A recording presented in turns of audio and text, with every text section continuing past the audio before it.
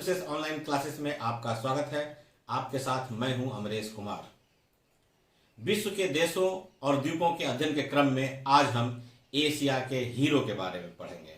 जी हां, एशिया का हीरो अर्थात जापान के बारे में पढ़ेंगे। जापान के बारे में अगर आप कहना चाहेंगे तो आप यही कह सकते हैं कि देखन में छोटन लगे घाव करे गंभीर। वर्तमान में यह विश्व की तीसरी सबसे बड़ी अर्थव्यवस्था है। इसके पीछे इतिहास में अगर जाएंगे तो बहुत दूर नहीं जाने की जरूरत होगी। 1895 में इन्होंने चीन को पराजित किया था और 1905 में ने रसिया को पराजित किया था। और आपको आश्चर्य होगा कि रसिया का क्षेत्रफल जापान की तुलना में 45 गुना अधिक है। इस प्रकार से यह एशिया का एक रंगबाज देश रहा है जो धीरे धीरे करते करते संपूर्ण पूर्वी एशिया पर अपना आधिपत्य जमा लिया था। किंतु 1945 में जब इस पर अमेरिका ने एटम बम से हमला किया, उसके बाद यह रंगबाजी छोड़ करके व्यापार, वाणिज्य और तकनीकी क्षेत्र में काम कर रहा है और आज विश्व का तीसरा सबसे बड़ा अर्थव्यवस्था है। आइए इसके बारे में जानते हैं। पहले महत्वपूर्ण तथ्यों को देखते हैं। मैंने बार बार कहा कि यह विश्व की तीसरी सबसे बड़ी अर्थव्यवस्था है, तो परीक्षा के दृष्टिकोण से यह जानना जरूरी हो जाता है कि पहली, दूसरी और चौथी कौन है। तो पहला अर्थव्यवस्था है यूएसए, दूसरा चीन, तीसरा जापान, चौथा जर्मनी और पांचवा भारत। जर्मनी और भारत आगे पीछे होते रहते हैं, लेकिन वर्तमान स्थिति में भारत 5वें स्थान पे है। दूसरा, यह विश्व का चौथा सबसे बड़ा द्वीपीय देश है। पहला इंडोनेशिया, दूसरा मेडागास्कर, तीसरा पापुआ न्यू गिनिया और चौथा जापान। अगली बात, यह विश्व के छठा सबसे लंबी तटरेखा वाला देश है। यद्यपि 6 देशों तक का क्रम हमें याद नहीं रखना है, तैयारी के क्रम में यह भी जानना जरूरी है कि क्या पढ़ें और क्या ना पढ़ें। तो आगे से 6 तक हमें नहीं जानना है और जापान का छठा स्थान है, यह भी इंपॉर्टेंट नहीं है। इंपॉर्टेंट यहां यह है कि पहला, दूसरा, तीसरा कौन है। तो पहला है कनाडा, दूसरा है नॉर्वे और तीसरा है इंडोनेशिया। यह द्वीपों की संख्या के दृष्टिकोण से विश्व में 8वां स्थान रखता है। फिर यहां पर जापान का पोजीशन नहीं जानना है, लेकिन हमें यह जानना होगा कि पहला, दूसरा और तीसरा कौन है। तो पहला है स्वीडन, दूसरा फिनलैंड और तीसरा नॉर्वे। आपको मैं एक बात यह भी बता दूं कि परीक्षा में, खास तौर पे प्री परीक्षा में, ऐसे प्रश्न ज्यादा इंपॉर्टेंट हो जाते हैं जिससे आप अंदाजा नहीं लगा सकते हैं। अर्थात ऑप्शन देख करके उत्तर लगाना थोड़ा सा कठिन हो। आप देखिए तो किसी भी स्थिति में अगर आप पहले से नहीं पढ़े रहेंगे तो आप यह टिक लगाएंगे ही नहीं कि स्वीडन जो है विश्व में सबसे ज्यादा द्वीपों वाला देश है। और आपको यह जानकर आश्चर्य होगा कि वहां 1 लाख से अधिक द्वीप हैं। आते हैं जापान पर। उससे पहले इस दोनों मानचित्र को देखिए। पिछले वीडियो में मैंने इस देश के बारे में पढ़ाया था। आपको आकृति के आधार पर इसका पता लगाना होगा कि यह कौन सा देश है और यह कौन सा देश है। नहीं पहचान पाए तो ये देखिए, ये जापान है, ये फिलीपींस है। आकृति को आंखों में बसाए रखिए, इससे परीक्षा में कुछ प्रश्नों के हल करने में आपको सहूलियत होगी। जापान की स्थिति को देखते हैं एशिया में। यह एशिया का मानचित्र है। आप देखें कि एशिया में जापान सर्वाधिक पूरब का देश है। यद्यपि इससे आगे रसिया का वो साइबेरियन पार्ट है, लेकिन चूंकि रसिया यूरोप और एशिया दोनों ही महाद्वीप में है, इसलिए हम कह सकते हैं कि जापान सर्वाधिक पूर्वी एशियाई देश है, अगर रूस के साइबेरिया को हम लोग दरकिनार करें। तो मैंने बताया था कि जब विश्व में पूरब और पश्चिम का नाम का निर्धारण वास्तव में प्राइम मेरिडियन के आधार पर होता है, तो यूरोपीय लोगों ने इन देशों को पूर्वी देश कहा और पूर्वी देशों को कई भाग में बांटा। जैसे जापान, कोरिया, चाइना इत्यादि को सुदूर पूर्व में रखा। हम लोगों को भारत और उसके आसपास के देशों को पूर्वी एशिया और इधर ईरान, इन सब देशों को मध्य पूर्व और उसके पीछे के पश्चिमी एशिया को उन्होंने निकट पूर्व, यानी पूर्व को उन्होंने 4 भाग में बांटा। Near east, middle east, east and far east. Hindi में निकट पूर्व, मध्य पूर्व, पूर्व और सुदूर पूर्व। तो जापान सुदूर पूर्व का देश है। तो सुदूर पूर्व को अंग्रेजी में फार ईस्ट कहते हैं। इसको और भी छोटे मानचित्र में हम लाए हैं ताकि ज्यादा डिटेल्स इसमें आपको मिल सकते हैं। ये देखिए, ये रसिया का पार्ट है, ये रूस का कमचटका प्रायद्वीप है, ये आगे बेरिंग स्ट्रेट है जो हमने आपको बताया था, जो एशिया और उत्तरी अमेरिका को अलग करता है। बेरिंग स्ट्रेट और बेरिंग जल संधि और बेरिंग सागर, ये कमचटका प्रायद्वीप है। कमचटका प्रायद्वीप से ही आइलैंड का एक क्रम यहां आया है, द्वीप समूह, जिसको क्यूरिल आइलैंड्स कहते हैं। ये रसिया का भाग है, क्यूरिल आइलैंड्स। और कमचटका प्रायद्वीप, कुरिल आइलैंड और ये सखालिन द्वीप, इसके बीच का जो सी है उसको सी ऑफ ओखोटस्क कहते हैं। इस तरीके, और ये जापान के यहां से द्वीप फैले हुए हैं। ये रसिया का ही पार्ट हो गया। रसिया, चाइना, उत्तरी कोरिया, दक्षिणी कोरिया और इधर जापान के बीच का जो ये द्वीप, ये सागर है, ये जापान सागर है। और उत्तरी और दक्षिणी कोरिया के पश्चिम जो सागर है वो ये देखिए, ये पीला कलर रंग जो है ये रूस का है, ये गुलाबी रंग जो है ये चाइना है, मंगोलिया से कोई हमें मतलब नहीं है, उत्तरी कोरिया, दक्षिणी कोरिया। ये सखालिन द्वीप है। विश्व के मानचित्र पर आपको खोजने के लिए कहा था या यूं ही पता, ये क्यूरिल द्वीप है जो कमचटका प्रायद्वीप से आगे बढ़ा हुआ भाग है। क्यूरिल द्वीप अभी वर्तमान में रूस के अंतर्गत है। बहुत पहले यह जापान का भाग था और यहां पर जो 4 द्वीप, दक्षिणी क्यूरिल द्वीप का जो ये 4 द्वीप है वह इन दोनों के बीच विवादित है। खैर, ये जापान का विस्तार यहां से लेकर के यह आगे रिक्यू द्वीप समूह तक है, जहां इसके सबसे बड़ा द्वीप है ओकिनावा दक्षिण में। लेकिन यह जापान का 5वां सबसे बड़ा द्वीप है जो हम आगे के मानचित्र में देखेंगे। उत्तरी कोरिया, दक्षिणी कोरिया, यहां ताइवान है। ताइवान, जापान और चीन के बीच में जो ये सागर है इसे पूर्वी चीन सागर कहते हैं। आइए भौतिक मानचित्र में और इसको अच्छे तरह देखते हैं। ये एल्यूसियन द्वीप है, वहां आप देख सकते हैं ये एल्यूसियन द्वीप है, बेरिंग सागर। कमचटका प्रायद्वीप, उसका आगे बड़ा भाग क्यूरिल द्वीप समूह, ओखोटस्क सागर, सखालिन द्वीप, जापान सागर। दक्षिण कोरिया और जापान के बीच में एक द्वीप है, वो द्वीप जो है उसे सुशिमा द्वीप कहते हैं। और आगे के बड़े मानचित्र में देखेंगे उसके ऊपर वाले भाग को कोरिया जल संधि कहते हैं, जबकि दक्षिण भाग को इसी के नाम पर सुशिमा जल संधि कहते हैं। इसी का दक्षिण तरफ विस्तार है ओकिनावा द्वीप, जो रिक्यू द्वीप समूह का भाग है। यह दक्षिण में जापान का सबसे बड़ा द्वीप है। यही मैंने बताया था कि दक्षिण कोरिया और जापान, इन दोनों के बीच में एक बड़ा सा द्वीप है जो सुशिमा द्वीप है और यह जापान का भाग है। सुशिमा द्वीप के ही नाम पर इस निचले भाग के स्ट्रेट को, जल संधि को सुशिमा जल संधि कहते हैं, जबकि बीच वाले भाग को कोरिया स्ट्रेट कहते हैं और इसके उत्तर वाले भाग को पश्चिमी चैनल कहते हैं।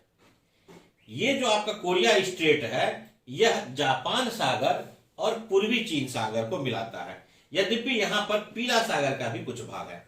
ये जो द्वीप देख रहे हैं यह जीजू द्वीप है जो दक्षिण कोरिया का है। जापान के द्वीपों को देखते हैं। जापान के में द्वीपों की संख्या 6000 से अधिक है, लेकिन उनमें से 5 सर्वाधिक बड़े हैं। यद्यपि किताबों में आपको 4 ही द्वीपों के बारे में मिलेगा, लेकिन 5 सर्वाधिक बड़े द्वीप हैं। तो द्वीपों, यदि अगर हम दिशा के दृष्टिकोण से रखें तो पहले हम 4 की बात करते हैं। तो क्यूशु, शिकोकु, होन्शु, होक्काइडो। दक्षिण से उत्तर की तरफ जाएंगे तो फिर से आप जुबान में एक तरीके से याद रखिए, क्यूशु, शिकोकु, होन्शु, होक्काइडो। लेकिन अगर क्षेत्रफल के दृष्टिकोण से कहेंगे तो आप बीच से शुरू कीजिए, होन्शु, होक्काइडो, क्यूशु, शिकोकु। फिर से होन्शु, होक्काइडो, क्यूशु, शिकोकु। यहां यह जानने की बात जरूरी है जो हम आगे के भी मानचित्र में देखेंगे कि जापान पर 2 बम गिराए गए थे, 6 अगस्त 1945 को और 9 अगस्त 1945 को। 6 अगस्त 1945 को हिरोशिमा में बम गिराया गया था जो होन्शु पर स्थित है। शिकोकू के उत्तर में लेकिन होन्शु द्वीप पर है। यह परीक्षा के लिए काफी इंपॉर्टेंट है कि हिरोशिमा होन्शु पर स्थित है, जबकि नागासाकी क्यूशु पर स्थित है, जहां पर 9 अगस्त 1945 को बम गिराए गए थे। इसके अलावे जापान की राजधानी टोक्यो, यह भी होन्शु पर स्थित है, और कुछ महत्वपूर्ण देश, महत्वपूर्ण शहर जिसका नाम आपको पता होगा और जानना चाहिए, जैसे क्योटो, जहां क्योटो संधि हुआ था कार्बन डाइऑक्साइड से संबंधित, वो भी होन्शु पर भी है। ये ओसाका जो वस्त्र का बहुत बड़ा केंद्र है वस्त्र उद्योग का, वो भी होन्शु पर ही है। तो यहां पर आप देखेंगे तो Hiroshima, Osaka, Kobe, Kyoto, Tokyo, ये सब इसी पर स्थित है। मैंने कहा था कि इसके जो 5वां सबसे बड़ा द्वीप है वो ये है ओकिनावा द्वीप। ये रिक्यू द्वीप समूह का भाग है। तो इस प्रकार से 5 जो क्षेत्रफल के दृष्टिकोण से अगर इसके 5 द्वीप के क्रम को जानेंगे तो पहला हो जाएगा होन्शु, होक्काइडो, क्यूशु, शिकोकू और ओकिनावा। ओकिनावा 5वां सबसे बड़ा इसका द्वीप है। इसके अलावा सुशीमा द्वीप भी इसी का भाग है। जापान की स्थिति को समझते हैं। प्लेट विवर्तनिकी के दृष्टिकोण से, प्लेट टेक्टोनिक के अनुसार से जापान अग्निवलय में स्थित है। अग्निवलय संपूर्ण प्रशांत महासागर जो यानी पश्चिमी उत्तर अमेरिका और पूर्वी एशिया का जो भाग है, ये पूरे जो वलय है उसको अग्निवलय कहते हैं, क्योंकि यह विनाशात्मक प्लेट किनारा है, डिस्ट्रक्टिव प्लेट मार्जिन है प्लेट टेक्टोनिक के दृष्टिकोण से। अर्थात प्रशांत प्लेट इधर यूरेशियाई प्लेट में और उधर उत्तरी अमेरिकी प्लेट के अंदर वो घुसा चला जा रहा है, जिस कारण से पूरे क्षेत्र में भूकंप, ज्वालामुखी इत्यादि घटना होती हैं और उसी के परिणाम स्वरूप वहां पर सुनामी धारा आती है। सुनामी आपको मालूम ही होगा, एक तो स्पेलिंग उसका जानना होगा कि टी से शुरू होता है, TSUNAMI। सुनामी अंतः महासागरीय, सुनामी को भूकंप ना समझा जाए। सुनामी क्या है? समुद्री लहर है, लेकिन इसकी उत्पत्ति कैसे होती है? तो भूकंप से होती है। तो अंतः महासागरीय भूकंपों से उत्पन्न होने वाले समुद्री लहरों को सुनामी कहते हैं। तो अग्निवलय में स्थित होने के कारण यहां ज्वालामुखी की घटना, अग्निवलय में स्थित होने के कारण यहां पर भूकंपीय घटना भी खूब होती है। पीछे के मानचित्र में देखें आप तो ये फूजीसान है। ये फूजीसान यानी माउंट फूजी, यह जापान का सर्वोच्च चोटी है और यह ज्वालामुखी चोटी है। यह टोक्यो से करीबन 100 किलोमीटर पश्चिम स्थित है। तो अग्निवलय में स्थित है, इसलिए जापान के लोग जो है कठजीव होते हैं। अभी आगे उसके इतिहास में देखेंगे कि यहां भूकंप, ज्वालामुखी तो कम, लेकिन भूकंप की घटनाएं आए दिन होते रहती है और उनका जीवन का हिस्सा है भूकंप आना, और सुनामी भी आती है। आप 2011 का देखे होंगे भयंकर सुनामी, लेकिन इतने जीवट हैं कि फिर से अपने काम पर लग जाते हैं और फिर से वह विकास की धारा में चल जाते हैं और वो भूल जाते हैं, पीछे की तरफ नहीं देखते हैं कि पीछे क्या हुआ था। दूसरी बात कि इसकी समुद्री सीमा 5+1 यहां जानबूझ के लिखा हुआ है 5 देशों, और एक ये लिखा हुआ है कि ताइवान को अंतर्राष्ट्रीय स्तर पर संयुक्त राष्ट्र संघ में देश के रूप में मान्यता नहीं मिली हुई है, लेकिन फिर भी हम लोग ताइवान को एक देश के रूप में पढ़ते हैं। तो अगर आप ताइवान को देश मानते हैं तो जापान की समुद्री सीमा 6 देशों से मिलती है। वह देश हैं, आप मानचित्र के अनुसार से इसको ध्यान रखिए, रूस, चीन, उत्तरी कोरिया, दक्षिणी कोरिया, ताइवान और फिलीपींस। आप बहुत सारे वीडियोस में या लोग प्रचलित में देखेंगे कि देशों के नाम को, क्रम को कुछ एक्रोनिम यानी कुछ कहावत टाइप से बना दिया जाता है। वास्तव में भूगोल को मानचित्र के अनुसार से पढ़ें, न कि कहावत के अनुसार से। अगर मानचित्र आपके दिमाग में सेट हो जाएगा तो आप यह समझ लीजिए कि 50% आपका भूगोल कंप्लीट हो गया। और जनरल स्टडीज में, करंट अफेयर्स में ये काफी काम आता है। तो फिर से हम देखते हैं कि वो 6 देश कौन कौन से हैं जिसकी समुद्री सीमा जापान से लगती है। तो पीछे चलेंगे उत्तर में चलेंगे, उत्तर से ये रसिया, चीन, उत्तरी कोरिया, दक्षिणी कोरिया, फिलीपींस और ये क्या ताइवान। 4 बड़े द्वीप हमने बता दिया था कि अगर होन्शु शुरू करेंगे, होन्शु, होक्काइडो, क्यूशु, शिकोकू और ओकिनावा। ओकिनावा 5वां है।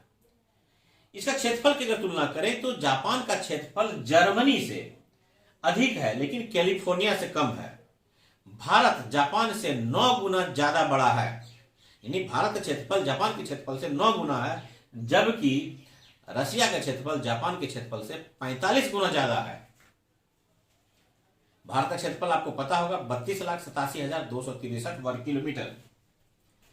जापान की स्थिति भारत की, जापान का निर्माण कैसे हुआ? जापान का निर्माण तो वास्तव में ध्वंसात्मक विनाशात्मक प्लेट किनारा प्लेट टेक्टोनिक के आधार पर यह ज्वालामुखी और कह लीजिए कि समुद्र के तल पर उठे हुए यह पर्वत हैं और इसमें कई सक्रिय और सुसुप्त ज्वालामुखी मिलते हैं।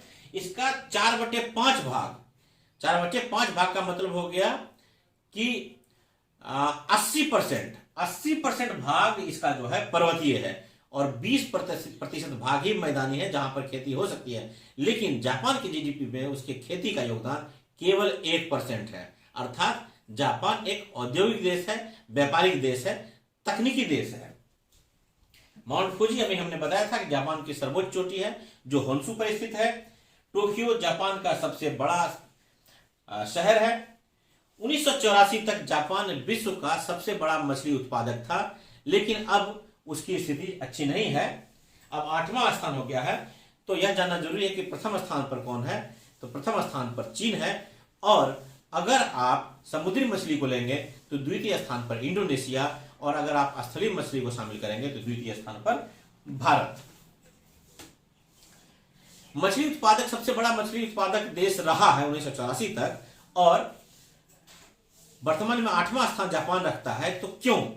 क्योंकि जापान के तट पर गर्म और ठंडी जलधारा का मिलन होता है। यह विश्व में जलधारा क्या मानचित्र है, इसका विस्तृत विवरण तो हम लोग जब समुद्री जलधारा पढ़ेंगे तो वहां जानेंगे। लेकिन आप यह जान लीजिए, ये लाल रंग का जो देख रहे हैं ये गर्म जलधाराएं हैं और यह जो ब्लू कलर रंग का देख रहे हैं यह ठंडी जलधारा है। तो उत्तरी गोलार्ध में यह क्लॉकवाइज, उत्तरी गोलार्ध में इसका मूवमेंट क्लॉकवाइज होता है। इसको याद रखिए, परीक्षा में पूछता है। समुद्री जलधारा उत्तरी गोलार्ध में क्लॉकवाइज और दक्षिणी गोलार्ध में एंटी क्लॉकवाइज घूमती हैं। तो इसी में जहां कहीं भी, जैसे कि यूएसए के आप लग लीजिए, जापान इसके कनाडा के पूर्वी तट पर गल्फ स्ट्रीम की धारा और लेब्राडोर की ठंडी धारा, गल्फ स्ट्रीम की गर्म धारा और लेब्राडोर की ठंडी धारा मिलती है। तो यह बहुत बड़ा मछली का क्षेत्र है। उसी तरह से जापान के पूर्वी तट पर मोटे तौर पर, बड़े तौर पर क्यूरोशिवो की गर्म धारा और ओयासिवो की ठंडी जलधारा मिलती है। इसलिए जापान में मछली उत्पादन बहुत होता है।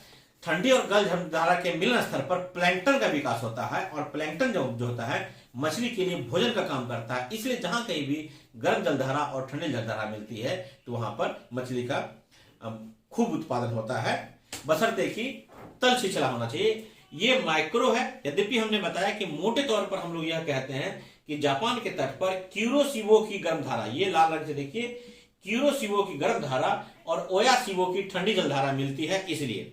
लेकिन अब परीक्षा में कंपटीशन इतना ज्यादा हो गया है कि और भी माइक्रो लेवल पर और भी छोटे सूक्ष्म स्तर पर जाकर प्रश्न पूछे जाते हैं। तो यह मानचित्र देख लीजिए कि जब यहां से दक्षिण की तरफ से यह धारा जब आती है तो इसका 2 भाग हो जाता है। जब जापान सागर में जो धारा आती है, यानी पश्चिम की तरफ जो धारा जाती है, उस धारा का नाम है सुशीमा करंट। सुशीमा मैंने बताया था कि यह सुशीमा द्वीप है, इसी के नाम पर सुशीमा स्टेट है। इसलिए आपको याद रखने में कठिनाई नहीं होगी कि इधर से जो धारा आती है वह 2 भाग में बढ़ जाती है।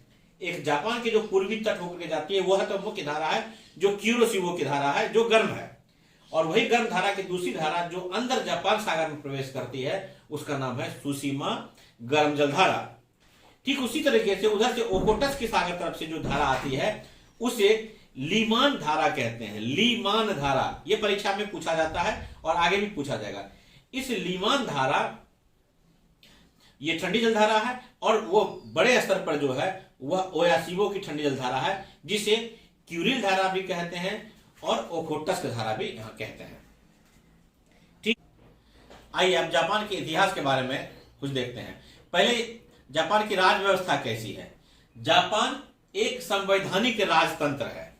जापान एक लोकतांत्रिक देश है, लेकिन जापान एक गणराज्य नहीं है। मैंने पॉलिटी की वीडियो में बताया था, यहाँ फिर से मैं बता देता हूँ कि लोकतंत्र होना, लोकतांत्रिक देश होना और गणराज्य होना दोनों अलग अलग चीज हैं। जहां सरकारें, चुनी हुई सरकारें होती हैं, उस देश में लोकतंत्र होता है। लेकिन जिस देश का संवैधानिक प्रमुख चुना हुआ व्यक्ति होता है, चाहे प्रत्यक्ष रूप से चुना हो या अप्रत्यक्ष रूप से चुना हो, वही देश गणराज्य होता है। जैसे भारत गणराज्य है क्योंकि भारत में सरकार मंत्रिपरिषद चलाती हैं और भारत का संवैधानिक प्रमुख राष्ट्रपति जनता के द्वारा प्रत्यक्ष अप्रत्यक्ष रूप से निर्वाचित व्यक्ति है। उसी प्रकार से फ्रांस, यूएसए, ये सब गणराज्य है। लेकिन यूनाइटेड किंगडम, जापान, ये दोनों देश क्या हैं? ये दोनों देश लोकतांत्रिक तो हैं, गणराज्य नहीं है, क्योंकि ब्रिटेन में महारानी होती है और यहां भी राजा होते हैं। यानी इस देश का संवैधानिक प्रमुख राजा है, इसलिए जापान गणराज्य नहीं है, लेकिन जापान एक लोकतांत्रिक देश है। स्पष्ट हो गया? हमारे भारतीय संसद के समान ही जापानी संसद भी द्विसदनीय है, यानी वहां भी राज्यसभा और लोकसभा जैसी स्थिति है।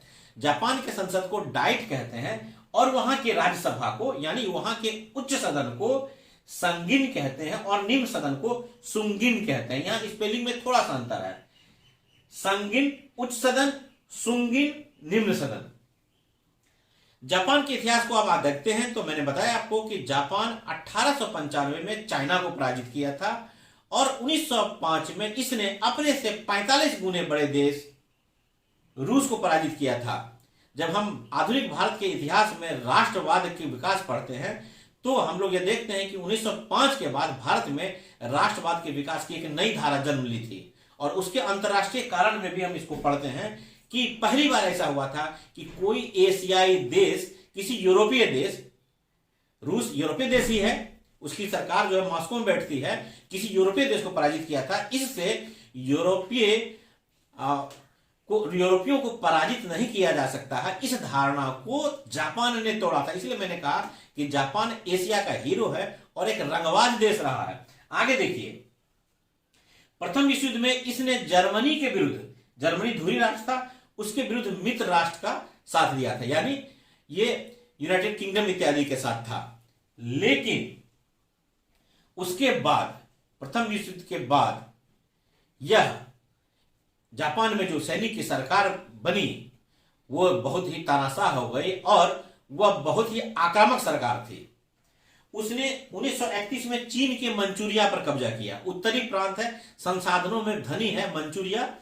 इसी मंचूरिया के नाम पर जो चाइनीज फूड है एक मंचूरियन, उसी में बना है। तो चीन का जो मंचूरिया है वह संसाधनों में काफी धनी था, तो मंचूरिया पर कब्जा किया ताकि खनिज संसाधन इत्यादि प्राप्त हो सके। उसके बाद वहां की मिलिट्री सरकार में यह विचार आया कि जापान